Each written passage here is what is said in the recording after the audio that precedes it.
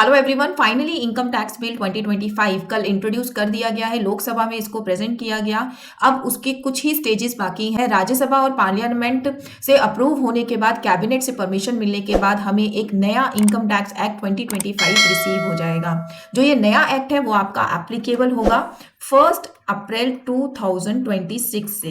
इस नए एक्ट की बहुत सारी एडवांटेजेस हैं, बहुत सारी खूबियां देखने को मिलेगी इस नए एक्ट में। कहीं पर भी कोई भी टैक्सेशन लॉ के अंदर कोई चेंज हमें देखने को नहीं मिला जितना अभी तक हमने स्टडी किया है। जो मेन चेंजेस इस एक्ट में आए हैं वो है सिंप्लीफिकेशन। लैंग्वेज को बहुत ज़्यादा सिंपल कर दिया गया है, नंबर ऑफ पेजेस को रिड्यूस कर दिया गया है। जो बहुत टाइम से सेक्शंस आपके चलते आ रहे थे, यूज़ नहीं होते थे, उन सब सेक्शंस को एबॉलिश करके, ओमिट करके नए सेक्शंस वहाँ पे इंट्रोड्यूस किए गए हैं, जिसकी वजह से सारे सेक्शंस जो है हमारे रिशफल हो गए हैं। अब प्रोफेशनल्स को और स्टूडेंट्स को फेस करनी पड़ सकती है प्रॉब्लम, क्योंकि पहले जो सेक्शन किसी और बात के बारे में बात करता था, अब उस सेक्शन में एक नई कहानी हमें देखने को मिल सकती है। जो एक मेजर चेंज इस फाइनेंस बिल के अंदर देखने को मिला, जो आज हम इस वीडियो में डिस्कस करेंगे, वो है हमारा टैक्स ईयर का कॉन्सेप्ट।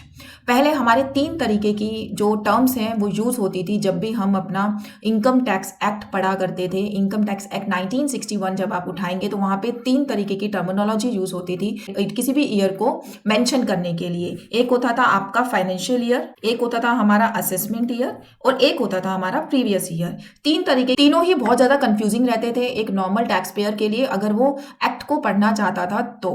फाइनेंशियल ईयर हमारा बात करता था कि जिस फाइनेंशियल ईयर की हम इनकम टैक्स की रिटर्न फाइल कर रहे हैं या फिर जिस ईयर में हमने इनकम को अर्न किया है, फाइनेंशियल ईयर हमारी उस ईयर की बात करता था। असेसमेंट ईयर होता था उस ईयर का जस्ट नेक्स्ट ईयर, जिस ईयर में उसकी जो कंप्लाइंस है वो कंप्लीट की जाएंगी। और प्रीवियस ईयर हमारा होता था अगर कहीं पे टाइमलाइंस मेंशन थी या कंप्यूटेशन के बारे में मेंशन था, असेसमेंट के बारे में दिया होता था जिन सेक्शंस में, तो वहां पर फाइनेंशियल ईयर को डोनेट करने के लिए, फाइनेंशियल ईयर को मेंशन करने के लिए प्रीवियस ईयर वर्ड को यूज किया जाता था कि इस पर्टिकुलर प्रीवियस ईयर की इनकम या फिर इस असेसमेंट ईयर के प्रीवियस ईयर की इनकम। तो इस तरीके से पूरे एक्ट में 3 टर्मिनोलॉजी यूज होती थी एक पर्टिकुलर टैक्स पीरियड को मेंशन करने के लिए। इस फाइनेंस बिल में सबसे अच्छा काम जो देखने को मिला है वो है कि इन तीनों को ही हटाकर एक टर्मिनोलॉजी यूज होगी, वो है आपकी टैक्स ईयर की। तो ये टैक्स ईयर क्या है, कौन से ईयर के लिए यूज किया जाएगा और कैसे एक्ट में इसको मेंशन किया गया है, अब इसके बारे में बात करते हैं। इनकम टैक्स बिल में जो टैक्स ईयर की डेफिनेशन इन्होंने मेंशन करी है, अगर हम उस डेफिनेशन को पढ़ें, for the purpose of this act tax year means 12 months period of the financial year commencing on 1 अप्रैल। इसका मतलब टैक्स ईयर के लिए भी जो हमारा ईयर यूज होगा वो फाइनेंशियल ईयर यानी कि अप्रैल से मार्च तक का ही यूज होगा। यहां पर भी कोई कैलेंडर ईयर यूज नहीं होगा। और टैक्स ईयर जो है आपका मैक्सिमम 12 मंथ्स का रहने वाला है।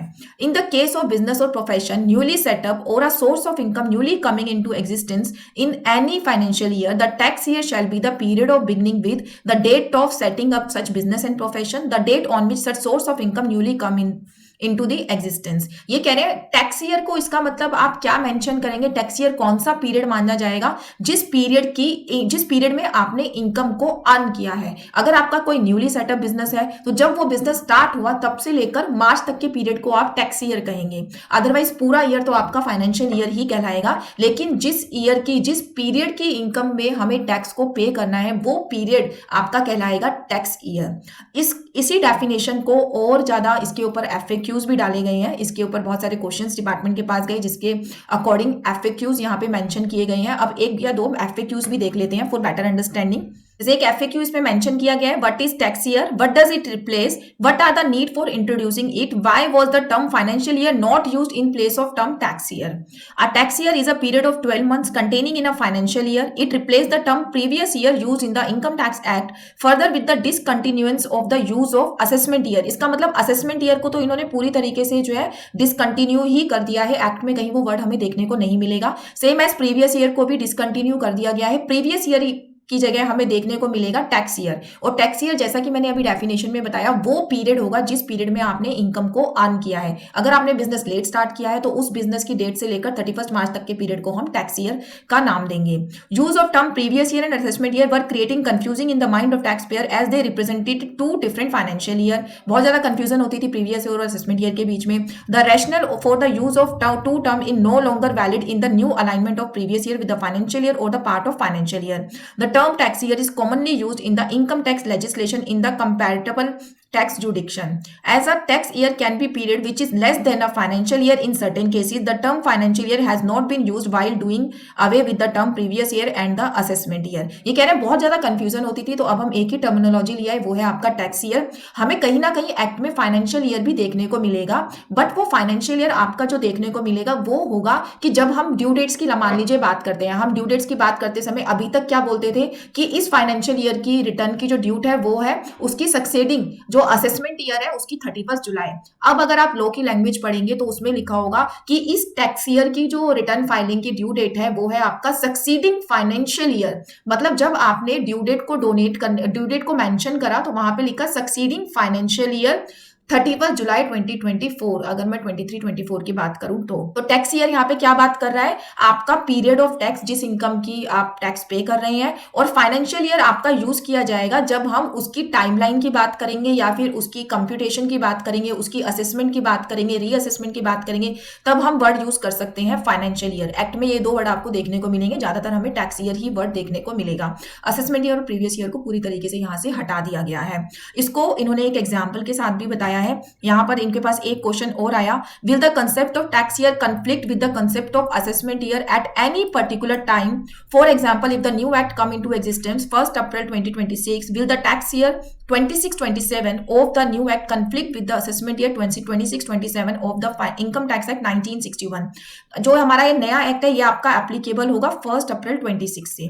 तो ये कह रहे हैं कि जब हम फाइनेंशियल ईयर 2026-27 की रिटर्न्स करने लगेंगे या फिर जब उस पीरियड पे आएंगे तो इस पीरियड के लिए कॉन्फ्लिक्शन क्रिएट होगा कि ये पीरियड एक तरफ तो असेसमेंट ईयर है, फाइनेंशियल ईयर 2025-26 का। यहां पर असेसमेंट ईयर वर्ड क्यों यूज होगा, क्योंकि 25-26 में तो इनकम टैक्स एक्ट 1961 ही यूज होने वाला है, और एक तरफ क्योंकि नया एक्ट 2026-27 से एप्लीकेबल होगा तो इस ईयर के लिए हम इसको टैक्स ईयर भी कहेंगे।